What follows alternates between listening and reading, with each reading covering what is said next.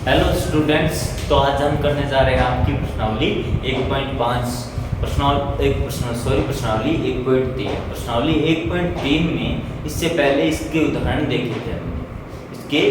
देखे थे अपन ने कौन कौन से उदाहरण कि प्रदर्शित कीजिए कि √2 एक अपरिमेय संख्या है, प्रदर्शित कीजिए कि √3 एक अपरिमेय संख्या है। √2 को भी अपरिमेय सिद्ध किया था अपन ने और √3 को भी अपन ने अपरिमेय सिद्ध किया था। तो अब देखिए अब क्या करते हैं, अब √5 को अपन को अपरिमेय संख्या सिद्ध करना है। तो उसी प्रकार से करेंगे जिस प्रकार से √3 को अपन ने अपरिमेय संख्या सिद्ध किया था, √2 को किया था।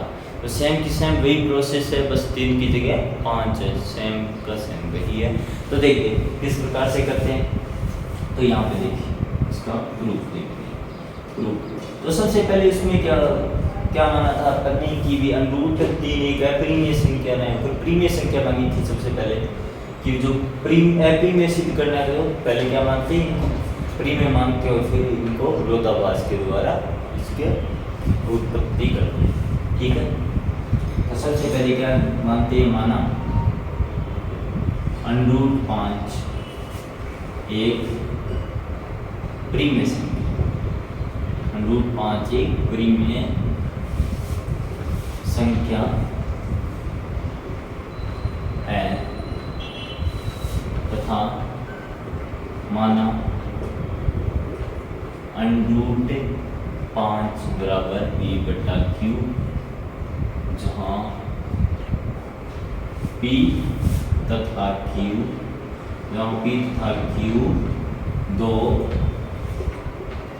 ऐसे पूर्णांक है जिनका एक के अतिरिक्त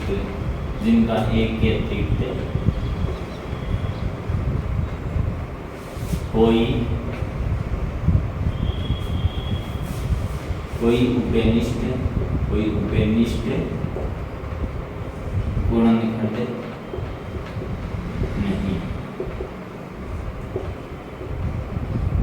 नहीं है।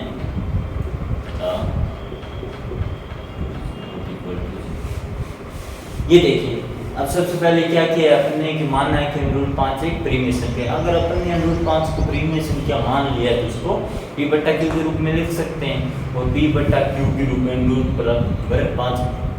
√5 बराबर p/q लिखा है मैंने और पीछे नहीं लिखा। और उसके बाद लिखा है कि p तथा q दो पूर्णांक है, पर किस प्रकार के पूर्णांक है, ये इस प्रकार के पूर्णांक है कि इनका एक के अतिरिक्त कोई उभयनिष्ठ गुणनखंड नहीं है, एक के अतिरिक्त कोई उभयनिष्ठ गुणनखंड नहीं है।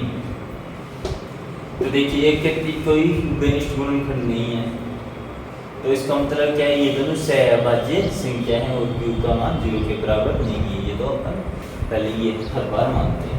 तो देखिए सबसे पहले अब क्या करते हैं, अब ये करते हैं कि √5 बराबर p/q, √5 बराबर क्या लिखा, p/q लिख दिया। अब q को इस तरफ पक्षांतरण करके q पर √5 q बराबर p। ठीक है, अब वर्ग करने पर दोनों तरफ वर्ग करने पर दोनों तरफ वर्ग कर दिए। वर्ग करेंगे तब रूट कट जाएगा 5 और q का q² बराबर p²।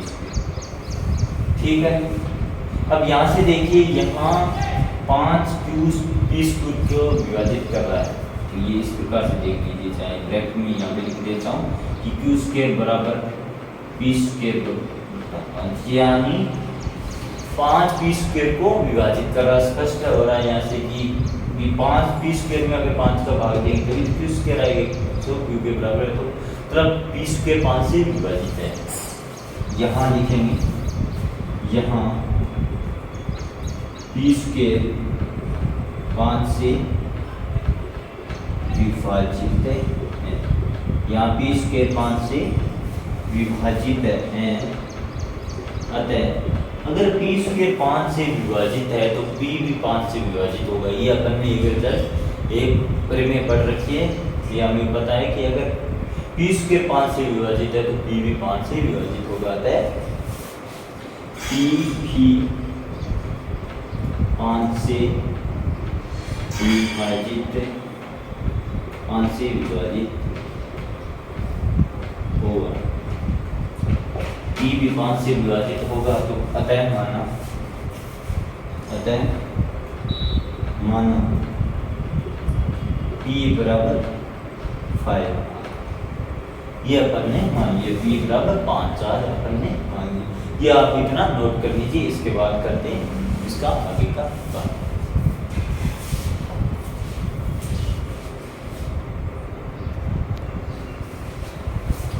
तो देखिए स्टूडेंट्स, तो अपन ने यहाँ तक मान लिया था कि क्या माना था, माना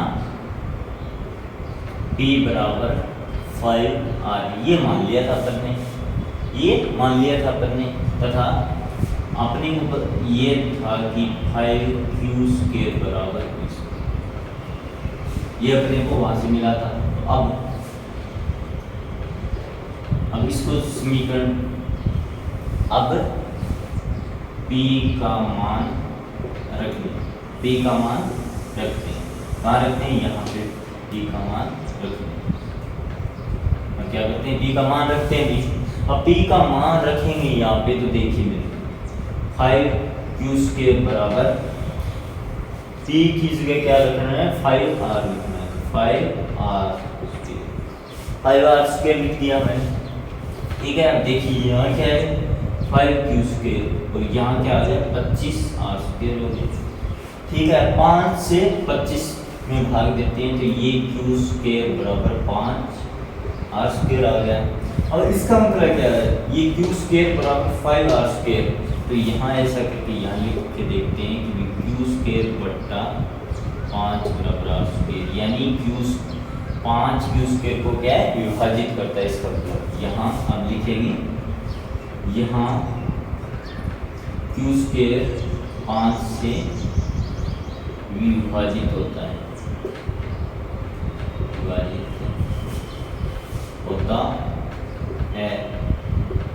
अतः Q स्क्वायर 5 से विभाजित होता है तो Q भी 5 से विभाजित होगा, अतः Q भी 5 से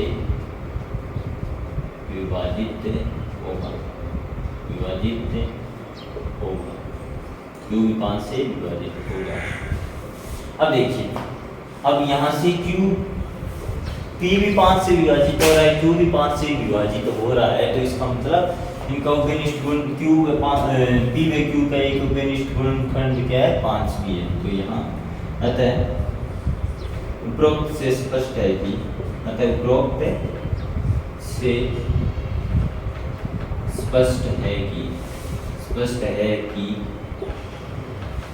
P तथा Q का कम से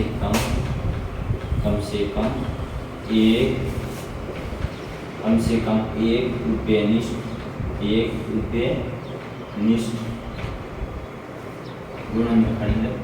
एक उपनिष्ठ गुणनखंड 5 है।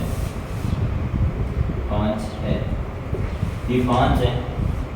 भी अपने को उपरोक्त से क्या स्पष्ट है, 5 था, P तथा Q का एक अन्य उपनिष्ठ गुणनखंड क्या है, 5 है। अतः हमें विरोधाभास प्राप्त होता है, अतः हमें इस तथ्य का विरोधाभास प्राप्त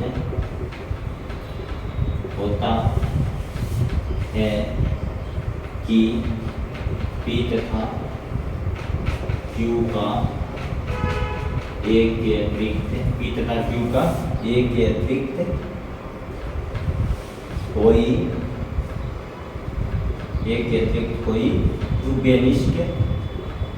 कोई उपनिष्ठ गुणनखंड नहीं।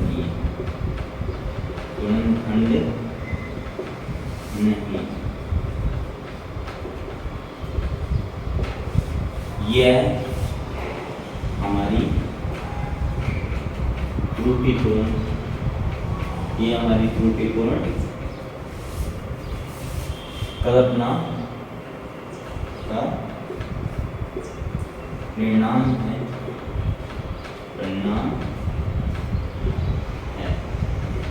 अतः √5 एक अपरिमेय संख्या है। तो देख लीजिए यहाँ मैंने क्या लिखा कि भी उपरोक्त से स्पष्ट हो गया कि पी तथा क्यू का कम से कम एक है उभयनिष्ठ गुणनखंड 5 है। तो भी एक उभयनिष्ठ गुणनखंड 5 है, इससे अपने को स्पष्ट हुआ है। और शुरू में अपन ने क्या कल्पना की थी? शुरू में अपन ने ये कल्पना की थी कि पी तथा क्यू का एक के अतिरिक्त कोई उभयनिष्ठ गुणनखंड नहीं है। तो हमें क्या है, हमें इस तथ्य का विरोधाभास प्राप्त हुआ। किस तथ्य का? कि पी तथा क्यू का एक के अतिरिक्त कोई उभयनिष्ठ गुणनखंड नहीं, इस तथ्य का हमें विरोधाभास प्राप्त हुआ है। यह हमारी त्रुटिपूर्ण कल्पना का परिणाम है कि अपन ने जो कल्पना की थी वही गलत की थी, उसी त्रुटिपूर्ण कल्पना का परिणाम है। ये जो विरोधाभास हुआ है वो हमारी त्रुटिपूर्ण गलत कल्पना का परिणाम है। अतः √5 एक अपरिमेय संख्या, ये अपन ने √5 एक अपरिमेय संख्या है, ये सिद्ध कर दिया। इसी प्रकार अगर किसी एग्जाम में आपसे ये पूछ लिया जाए कि भी √7 एक अपरिमेय संख्या, वो प्रदर्शित कीजिए, तो 5 की जगह सिर्फ आपको 7 रखना और सेम वही का वही प्रोसेस रहेगा, वही की वही प्रक्रिया रहेगी। ये सारा लिखिए, बस 5 की जगह 7। अगर √11 भी पूछ ले इसी प्रकार से तो ये सेम रहेगा। तो ठीक है, या इसको नोट कर लीजिए अच्छी तरीके से। ये भी बहुत कई बार एग्जाम में पूछा जाता है, बहुत बार बोर्ड के एग्जाम में।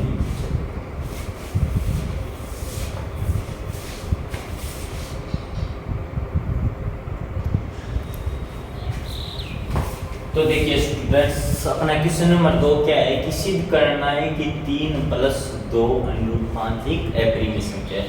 तो एक अपरिमेय संख्या सिद्ध करने का सबसे आसान तरीका वही है कि पहले उसको परिमेय मानो और उसके बाद उसको अपरिमेय विरोधाभास के द्वारा सिद्ध कर दो। तो वही काम अपन यहाँ करेंगे जिस प्रकार से √5 में किया था, √3 में किया था। तो यहाँ पे क्या है, प्लस माइनस का निशान है, तो थोड़ी सी बड़ी संख्या है, तो इसमें थोड़ा सा अलग प्रोसीजर रहेगा, थोड़ी सी अलग प्रक्रिया रहेगी, पर वही सेम का सेम है। पहले सबसे पहले क्या मानते हैं भी, इसको क्या है, फ्री में मानते हैं।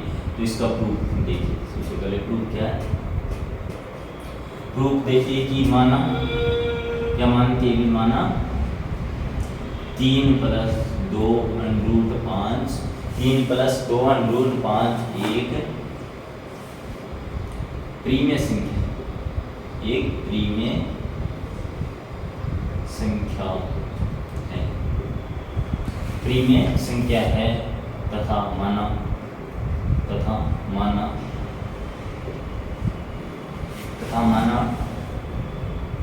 3 + 2 √5 = P/Q। ये अपन ने मान लिया तथा माना जहाँ P तथा Q,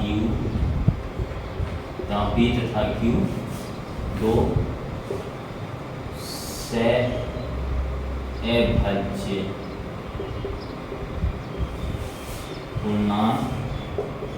अभाज्य पूर्णांक हैं तथा Q का मान 0 के बराबर। ये देखिए क्या लिखा है मैंने कि सबसे पहले तो मान लिया कि 3 + 2 √5 से एक प्रीमिय संख्या है, तो उसको P/Q के बराबर लिखा है मैंने।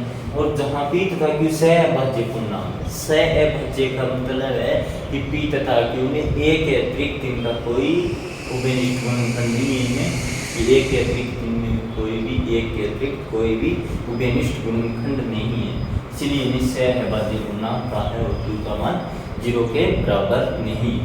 तो ठीक है, अब देखिए, अब वही लेके अब हम क्या करते हैं, 3 + 2 √5 P/Q। अब देखिए P/Q एक प्रीमिय संख्या है, तो इससे 3 को पक्षांतरण करते हैं, तो P/Q - 3। अब √5 या 2 को भी उस तरफ पक्षांतरण करते हैं, 2 को भी क्या करते हैं, उस तरफ पक्षांतरित करते हैं।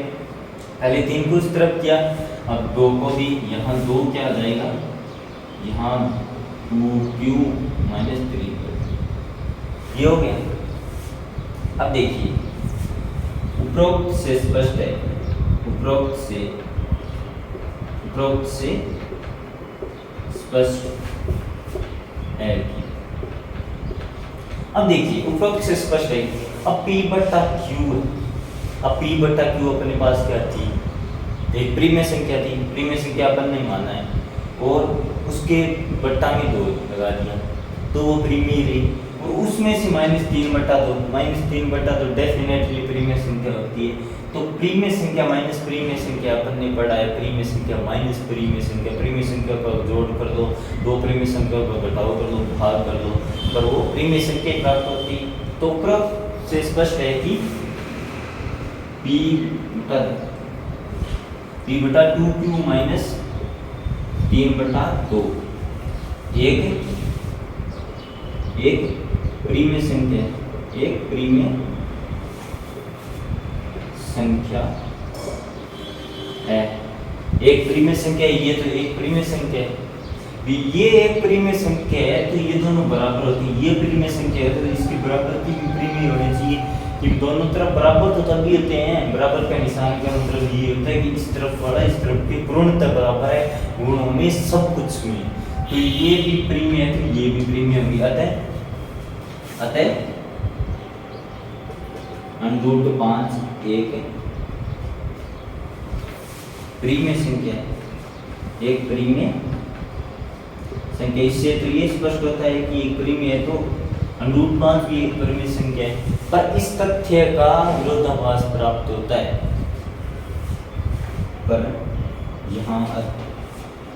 परंतु यहाँ इस तथ्य का विरोधाभास प्राप्त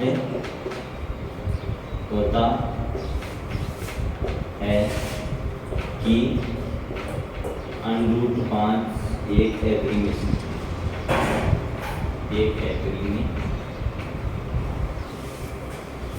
संख्या भी। अपने को पहले अपन प्रूव कर चुके हैं कि √5, यहाँ पे √5 को अलग से प्रूव करने की अपने को रिक्वायरमेंट नहीं है। यहाँ पहले ही अपने को पता है कि √5 तो एक अप्रीमेय संख्या है। और इससे क्या पता चला है कि ये प्रीमेय है तो ये √5 भी प्रीमेय होगी। पर इस तथ्य का तो विरोधाभास प्राप्त हुआ ना इससे कि ये तो कह रहा प्रीमेय है, पर अपने को पता है कि ये एक अप्रीमेय संख्या। तो यहाँ के इस तथ्य का, किस तथ्य का विरोधाभास प्राप्त हुआ है कि √5 एक अप्रीमेय संख्या है। अप्रीमेय संख्या का यहाँ पे विरोधाभास क्या हुआ, प्रीमेय संख्या बता रहा है √5 को, तो जो कि गलत है। एक अप्रीमेय संख्या है, यह है हमारी त्रुटिपूर्ण, यह हमारी त्रुटिपूर्ण कल्पना का परिणाम है।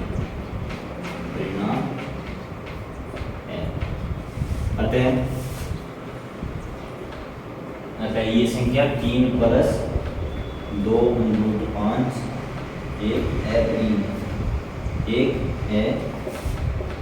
अप्रीमेय संख्या, एक अप्रीमेय संख्या है। ये आप नोट कर लीजिए, ठीक है। आपको बहुत अच्छे से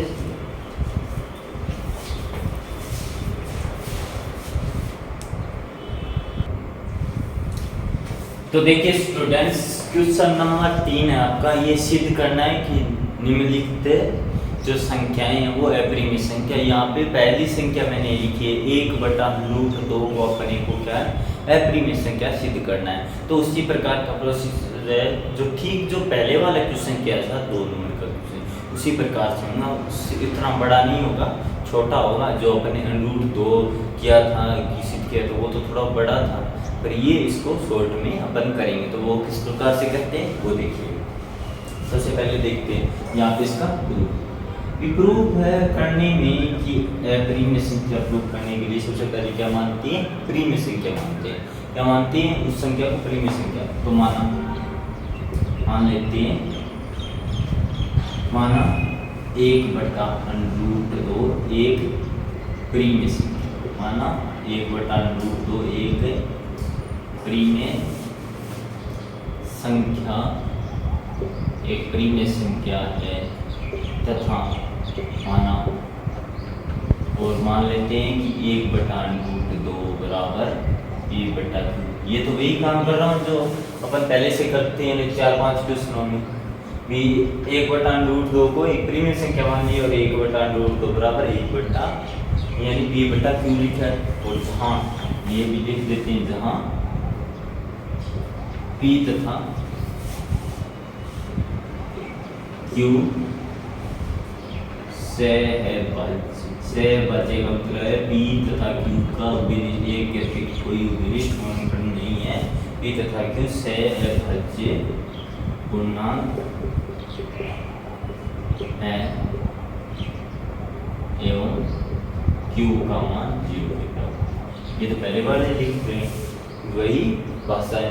अब देखिए इसके बाद अब हम क्या करते हैं, हम 1/√2 बराबर 1/q, ठीक है, यही है।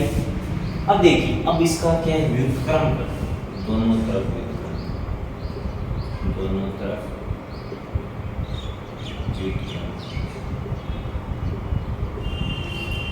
यहाँ क्या आएगा, √2 बराबर q/।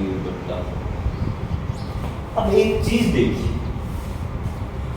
देखिए, मैं आपको बताता हूँ कि अगर 3/4 एक प्रीमिय, 3/4 क्या होती है, 3/4 एक प्रीमिय संख्या होती है कि नहीं होती, 3/4 एक प्रीमिय संख्या होती है। अगर इसका मैं व्युत्क्रम कर दूं 4/3, यानी इसका व्युत्क्रम का मतलब ये नीचे जो हर में वो अंश में चला जाए, अंश में वो हर में, तो क्या 4/3 एक प्रीमिय संख्या नहीं होगी?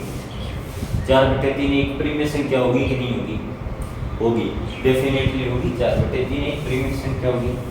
अब देखिए, उपरोक्त से क्या स्पष्ट है, अब इससे स्पष्ट है कि उपरोक्त से स्पष्ट है कि उपरोक्त से स्पष्ट है कि उपरोक्त से स्पष्ट है कि q/p एक प्रीमिय संख्या है, एक प्रीमिय संख्या। उपरोक्त ये है कि q/p भी एक प्रीमिय संख्या है, p/q है तो q/p भी एक प्रीमिय संख्या है।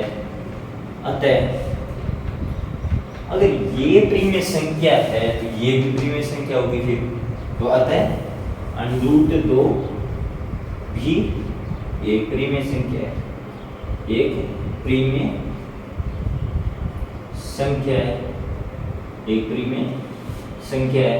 इसका मतलब तो यही हुआ कि भी उपरोक्त से ये स्पष्ट है कि q/p एक प्रीमिय संख्या है। ये तो p/q तो अपन ने माने थे कि एक प्रीमिय संख्या है, तो q/p, p/q का q/p भी उसका व्युत्क्रम है, तो वो भी एक प्रीमिय संख्या होगी। और उसके बराबर की है वो क्या है, √2 भी फिर प्रीमिय संख्या होगी। पर अपन जानते हैं कि √2 एक अप्रीमिय संख्या है, अपने को ये तो पता ही है। तो इससे यहाँ क्या हुआ, परंतु क्या है, परंतु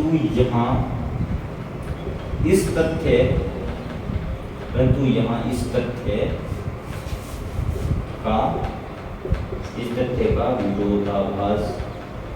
तथ्य का विरोधाभास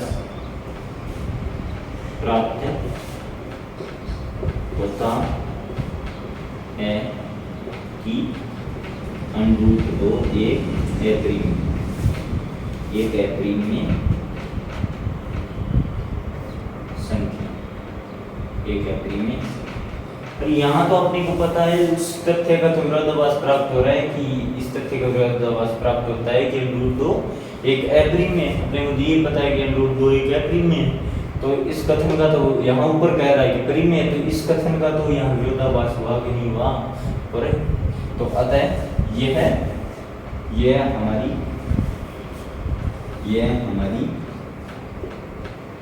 त्रुटिपूर्ण, ये हमारा त्रुटिपूर्ण कल्पना का परिणाम है। अतः 1/2 एक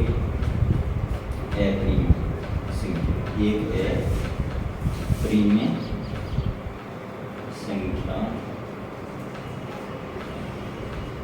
ये अपन ने सिद्ध कर दिया कि 1/√2 एक अप्रिमेय संख्या। ये देखिए उससे सबसे शॉर्ट एंड स्वीट है। ये देखिए कुछ नहीं किया उसमें, बस व्युत्क्रम किया, दोनों तरफ व्युत्क्रम करने पर दोनों का व्युत्क्रम किया तो 1/√2 तो √2 हो गया, p/q का q/p हो गया। तो उससे फिर देखिए p/q एक परिमेय संख्या है तो q/p भी एक परिमेय संख्या होगी, और उसके बराबर की संख्या क्या है √2, फिर √2 भी परिमेय संख्या होगी।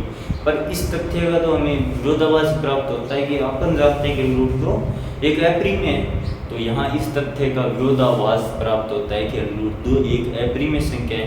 ये हमारी त्रुटिपूर्ण परिकल्पना का परिणाम है। अतः 1/√2 एक अप्रिमेय संख्या है। तो ये आप इस तरह से नोट कर लीजिए और इसका दूसरा पार्ट करते हैं।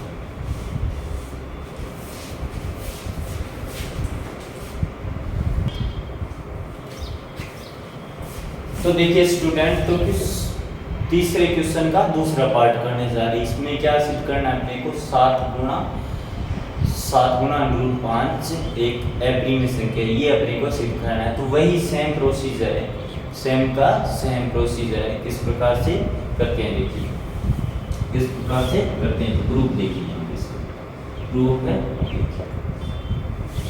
है देखिए किस प्रकार से करते हैं इसका। तो सबसे पहले वही करते हैं क्या कि इसको अप्रिमेय सिद्ध करना है, तो इसको सबसे पहले क्या मानेंगे, परिमेय संख्या मानेंगे। क्या मानेंगे, सबसे पहले इसको परिमेय संख्या मानेंगे। तो परिमेय संख्या माना 7 गुणा √5 एक परिमेय संख्या है। अब परिमेय संख्या है तो इसको क्या p/q के रूप में लिख सकते हैं तथा माना 7 गुणा √5 बराबर p, जहां p तथा q से अभाज्य पूर्णांक, यहाँ p तथा q से अभाज्य पूर्णांक है और एवं q का मान ये अपन ने लिखा है। ये हर एक में लिखते हैं, हर क्वेश्चन में ये लिख रहे हैं। देखिए अब वही लेकर चलते हैं। हम किसको लेकर 7 गुणा √5 बराबर p/q ये लिख लिया। अब 7 का उधर पक्षांतरण करते हैं, √5 बराबर p/7 q। ठीक है, अब देखिए p/q ये क्या थी, परिमेय संख्या, और परिमेय संख्या में 7 का भाग दे दिया तो वो परिमेय रही। तो ये पार्ट क्या परिमेय और ये पार्ट परिमेय है, तो ये भी परिमेय होगा। पर हमने बताया कि √5 क्या है, एक अपरिमेय संख्या, तो इस तथ्य का अपने पास यहाँ विरोधाभास होगा। तो वही प्रोसीजर सेम का सेम वही। अतः उपरोक्त से स्पष्ट है,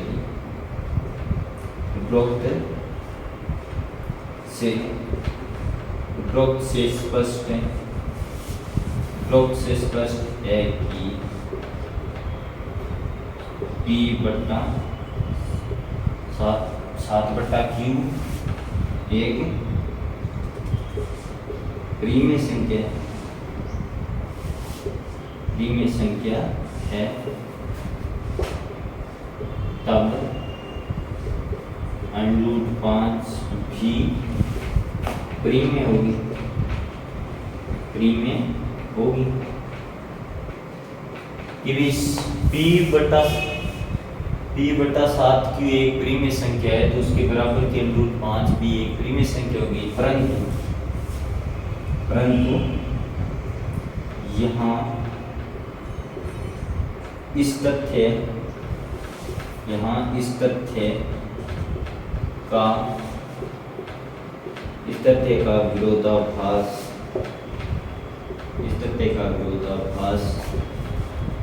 प्राप्त होता है कि अनुरूप 5 एक अपरिमेय संख्या है जो कि हमारी त्रुटिपूर्ण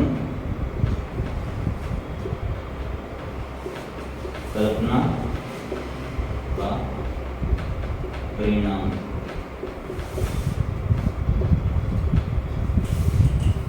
अतः 7 गुना √5